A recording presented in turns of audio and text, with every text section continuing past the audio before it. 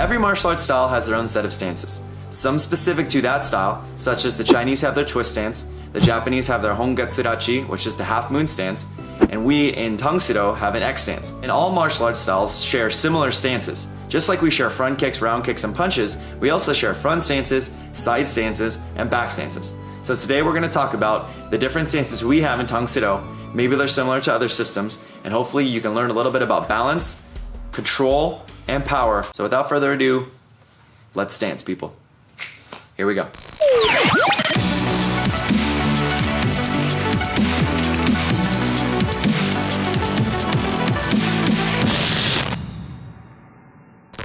Alright, so the first stances we're going to talk about are the front, side, and back stances, which in Tang Soo are our three basic stances. So each stance should have three basic principles: depth, width, and length. Just like Goldilocks and the Three Bears.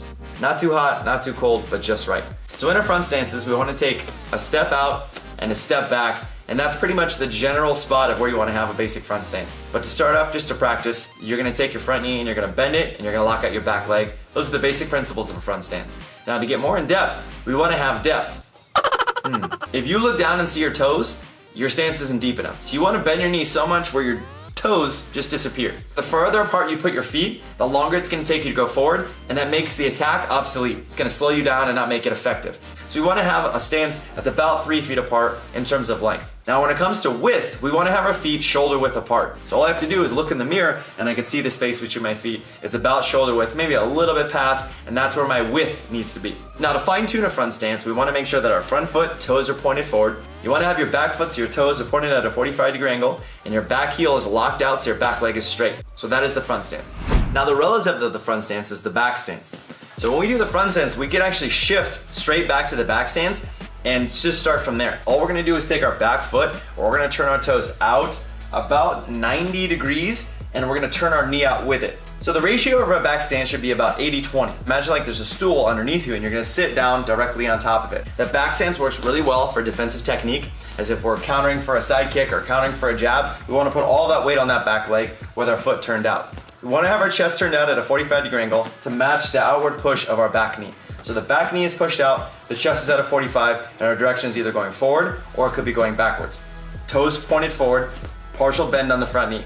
This is the back stance. So if I'm moving forward with techniques, let's say I chop in a back stance forward, I pivot and I go this way and I move, I can keep that wide back stance. Now if I were to be turning, let's say I were to do a chop forward and I turn into a back stance this way, I want to keep more of a narrow back stance so it eases my turn and it makes it quicker. And the quicker I am in a turn, the quicker I can get to my opponent behind me. So I can pivot my front foot inward, step across slightly, and get that little more of a narrow back stance as opposed to that wide back stance. So the wider back stance and front stance is okay to go forward. If you're turning, a more narrow back stance and front stance, not too narrow, but a little bit more narrow stance is good for turning. Now this last stance that we're gonna do of our three basic stances is our side stance. A side stance is an extremely universal stance. I've heard some systems call it a horse stance, a straddle leg stance. We just call it a side stance. So a side stance is meant to represent someone sitting on a horse, hence why people call it a horse stance. We in Tang Soo prefer to keep our heels and toes forward and we push our knees out at the hips. Now the whole depth, width, and length thing will apply a little differently. So how do we figure out depth? We bend our knees so we can't see our toes anymore. I'm gonna step out one walking step to the left,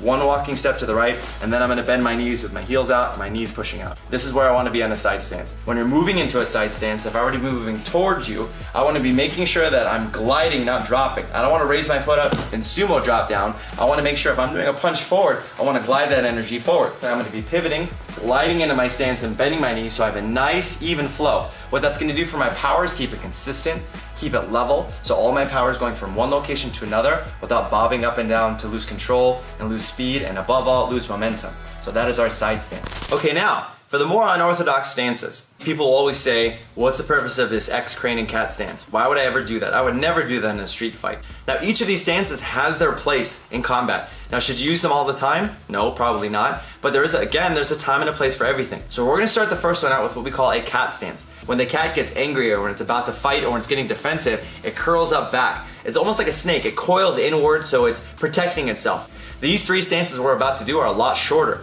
So that means that since they are shorter, it means it's close contact fighting. It's if someone gets in close and we need to attack, if we grab a hold of them, bring them in, or if they bring us in. So when we do a cat stance, the ball of the foot on the front foot is going to be pushed down into the floor with the toes gripping.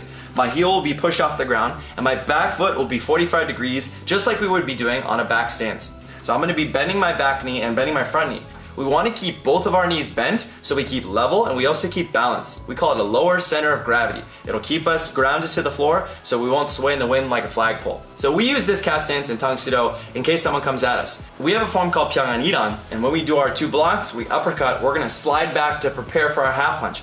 Our cat stance will also give us that interim stance. So while we're doing the interim stance, it gives us the opportunity to wind back and push out. So we could hold that stance for a brief moment and we could push out from there. If we need to, we could half punch, slide out straight from that stance right into the next punch. So that we call the cat stance. In a crane stance, our front foot is pointed forward. Our back leg will pick off the ground. We're gonna take our foot and we're gonna wrap it behind that front knee.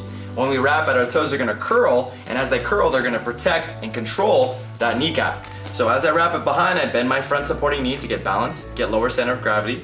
I'm gonna bring my back leg up and I'm gonna curl those toes around and point my knee outward. We call this the crane stance. So all it's doing is emulating what a crane would look like. So when a crane comes up, it's coming up this way. Why would we use it? So if someone's coming at us with a leg kick, we bring the leg up and then we come out with it. Certain styles draw out. The knee comes up for the crane and they come out for the side kick and they come down. We do something similar, but we don't pause there. We let it roll into the technique. Now a crane stance can also be used for quick turning.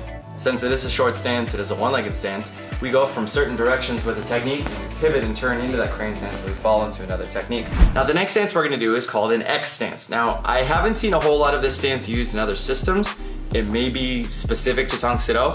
So in the X stance, my front foot is going forward and my back leg is coming right behind it. The front foot is forward. I bring the back leg to it by bringing the shin, like the top of the ankle, directly behind my Achilles, and both of my knees are bent. When you do a proper X stance, I should be able to see both knees pointed forward. I don't want to see them cross completely like I have to go potty. Step the back foot forward into the X stance. We have a forward X stance, we also have a side X stance. The only thing that makes it a sideways X stance is the fact that I'm turned sideways. If I go forward, I do a forward X stance. If someone's coming at us quickly and we're dropping low into the stance to get guard underneath them, then we're kicking them away from that stance. X stances are great for turning because we're already wound up. Just like the twist stance in Kung Fu. I can just turn right around. So I get to this X stance here, and I can twist into this other technique because I'm already wound up. I just gotta spin it back around, just like that. So that is the X stance. Thank you guys so much for watching. If you haven't yet, please subscribe to the channel. I put out a video every Monday and Thursday at 11 a.m. Pacific Standard Time. Tutorials on Monday and skits and demos on Thursday, so don't miss out. I wanna know how these stances are similar or different to other systems, so if you are training in a different style, please chime in the comments below and let me know how they differ, which ones are similar. I love to hear more about different martial arts. Click that thumbs up button. Again, this is Sensei Ichi from the TOS Karate Studio. Until next time, guys, you know what to do. Tang Soo.